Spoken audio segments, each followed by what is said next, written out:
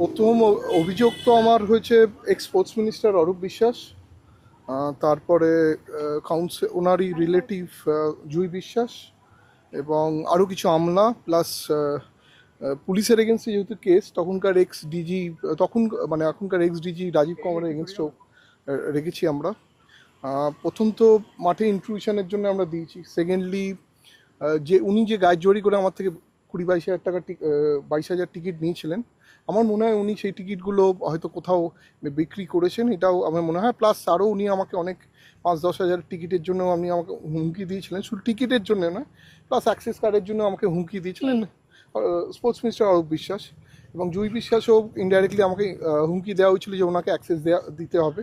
তো আমি সেটা রাজি হইনি বলে উনি লাস্টে মন্ত্রীর ইনফ্লুয়েন্স খাটিয়ে উনি মাঠে ঢুকেছিলেন। আপনারা এটা জানবেন না, জুই বিশ্বাস এবং জুই বিশ্বাসের অ্যাক্সেস কার্ড মাঠে ছিল না, উনি ঢুকে শুধু মাঠে ঢোকেননি, উনি ফটোও তুলেছেন। এবং আমি একজনকে আমার সঙ্গে রয়েছে, এর নাম সঞ্জয়, এ প্রত্যক্ষদর্শী, মানে এ প্রথম দর্শক হিসেবে মাঠে ঢুকেছিল। কত বড় পুলিশের বিফলতা, মানে আপনি ভাবুন, ও দর্শক হয়ে ঢুকে ও মাঠে মেসির সঙ্গে ছবি তুলছে মাঠের মাঝখানে। তার মানে বোঝা যাচ্ছে একটা জেড প্লাস আর জেড ক্যাটেগরি সিকিউরিটিতে একটা দর্শক সে মাঠে ঢুকে গিয়ে মেসির সঙ্গে ছবি তুলেছে। ওর মতন কম করে 150-200 লোক এরম মাঠে ঢুকেছে। ও বলছে ও প্রত্যক্ষদর্শী, ও নিজেই দেখেছে যে এরম করে মাঠে ঢুকেছে। এবং ওর কনসিয়েন্সে লেগেছিল যে আমার মতন একটা লোক যে একটা ইভেন্ট এত বড় করেছে, তার উপর যে ইনজাস্টিসটা হয়েছে, ও আমাকে অনেক দিন ধরেই বলছিল। তখন আমি বললাম ঠিক আছে, আমি যেদিনকে এফআইআর করবো সেদিন তুই থাকিস। ও আজকে আমার সঙ্গে ছিল এবং আমাকে বললো কথাটা। এবং দেখুন, একটা Z category Z plus event, যেখানে chief minister, ex chief minister chief guest হওয়ার কথা ছিল, তাতে যদি এই ধরনের মানে সিকিউরিটি কম্প্রোমাইজ হয়, তাহলে বোঝা যায় যে আমাকে কিরমভাবে ভিকটিম বানানো হয়েছিল। বেসিক্যালি আমার ইভেন্টটাকে স্যাবোটেজ করা হয়েছিল।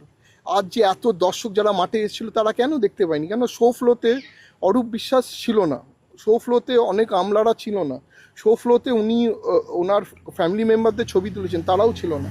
এই যে মাঠে ঢুকে আর এত লোক ঢুকলো, এই যে অরূপ বিশ্বাসের এত সিকিউরিটি গার্ড, এত ইউটিউবার কী করে ঢুকলো?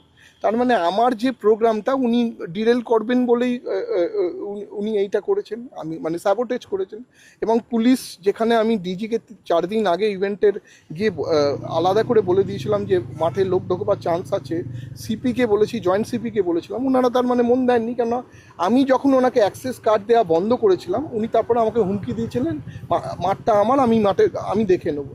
আমি যেই অ্যাক্রেডিটেশন কার্ডটা দিয়েছি, আমার কোনো লোক উইদাউট আইডি কার্ড ছিল না মাঠে। এবং মাঠে আমার পিআর আর আমার 2-3 জন টিম ছাড়া মাঠে কেউ ঢোকেনি। বাকি লোক হলো বাইরের লোক এবং অরূপ বিশ্বাসের লোক এবং স্পোর্টস ডিপার্টমেন্টে, সল্টলেক ডিপার্টমেন্টে অনেক পুলিশের লোক ঢুকেছে, তাদের ফ্যামিলিরা ঢুকেছে।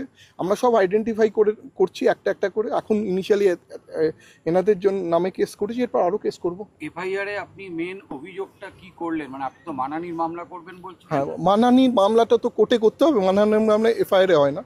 সিভিল স্যুটও করছি, 50 কোটি টাকার আমি ডিফামেশন কেস করছি, আর 50 কোটি টাকা কম্পেনসেশন ড্যামেজের কেস করছি। সেটা কবে করছি? এটা এই উইকের এন্ডে, নয়তো নেক্সট উইক বা বৃহস্পতিবার ধরেই চলুন। ওনারা গ্রহণ করেছেন, ওনারা লফুলি যেগুলো আনে, ওনাদের সিনিয়র টিমের সঙ্গে কথা বলবেন, ওনারা দেখবেন, ওনাকে রেসপন্স করবেন বলেছেন। এখন ওনারা গ্রহণ করেছেন কমপ্লেনটা। Thank you.